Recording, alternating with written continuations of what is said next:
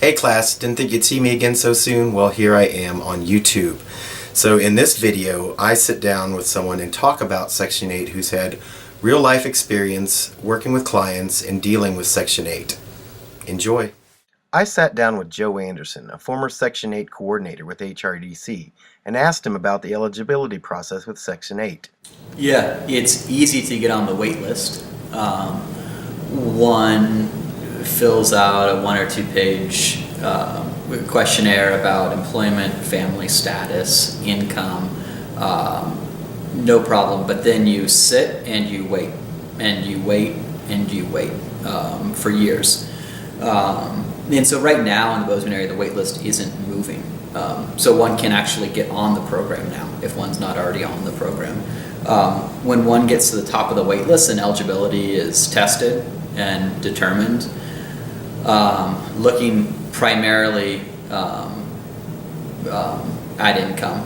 There are other disqualifying factors. One has to be have proper citizenship status. One can't be a sex or violent offender.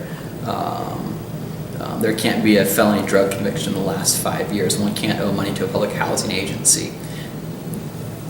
So that being said, other than that, they're looking solely at income.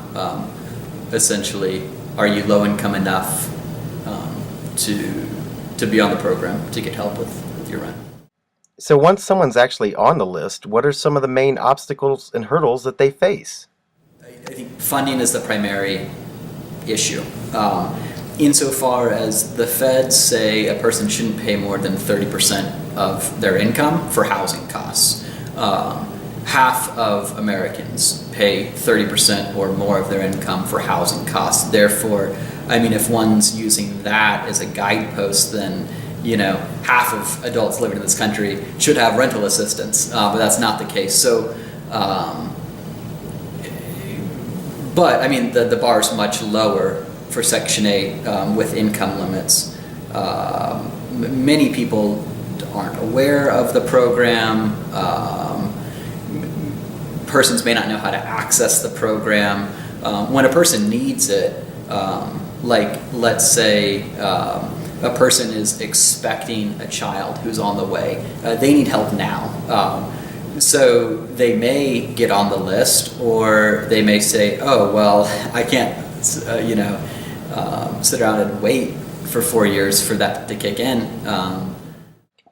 And what might be some other things that would keep people from accessing a program like Section 8 in Bozeman? And then I think there's also, this notion, the stigma. I don't want government help. I don't want assistance. Damn it, I can do this on my own.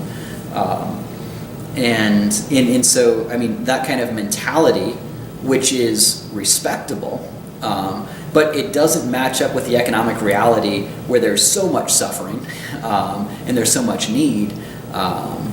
And so it's like, people need help, and unfortunately, the adequate funds aren't there to get that home.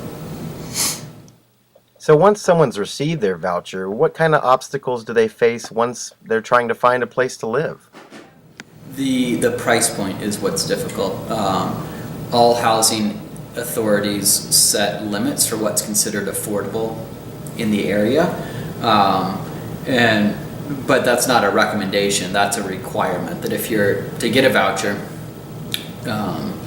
first you've got to find a landlord who's going to take Section 8. In the Bozeman area, most landlords with large property management companies do take the voucher.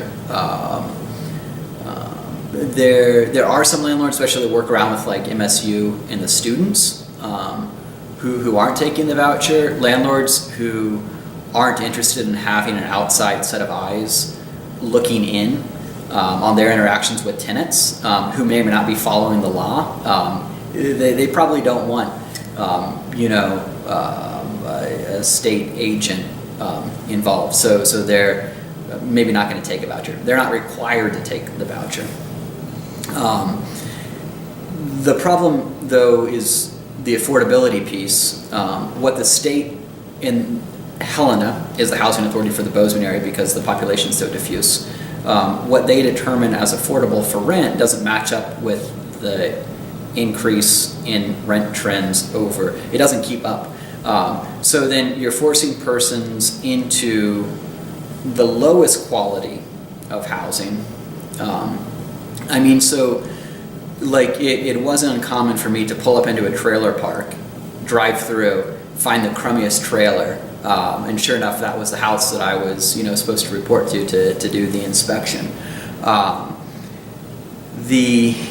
In order to provide like quality or decent housing, the state sets a bar for what's considered habitable or livable. The Section 8 worker is doing an inspection to make sure that it meets that threshold, but that bar is so low that oftentimes it is, not decent housing that the state is assisting. So once forced to find something in the price point that may or may not be decent, suitable, what they're interested in, the location they want, there aren't that many options. The program that advertises choice and options was a way to get into a better neighborhood with better schools and work possibilities, cut down on transport costs. That may not be the reality of what's actually happening on the ground. Do changes in federal administrations affect the policy, and do you foresee a change under President Trump? In Bozeman, Montana, 2011 to 2013 or so. And so under the Obama administration, and we saw funding cut twice in two major ways. Federal sequestration that cut 10%. Those cuts were never recovered in the Bozeman area. So those 10% of vouchers that were lost were never replaced under the liberal administration. So do I have any more optimistic hopes under the Trump administration? Absolutely not.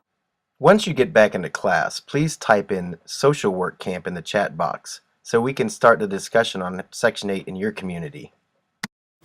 What are you videotaping? How to do something? Mm-hmm.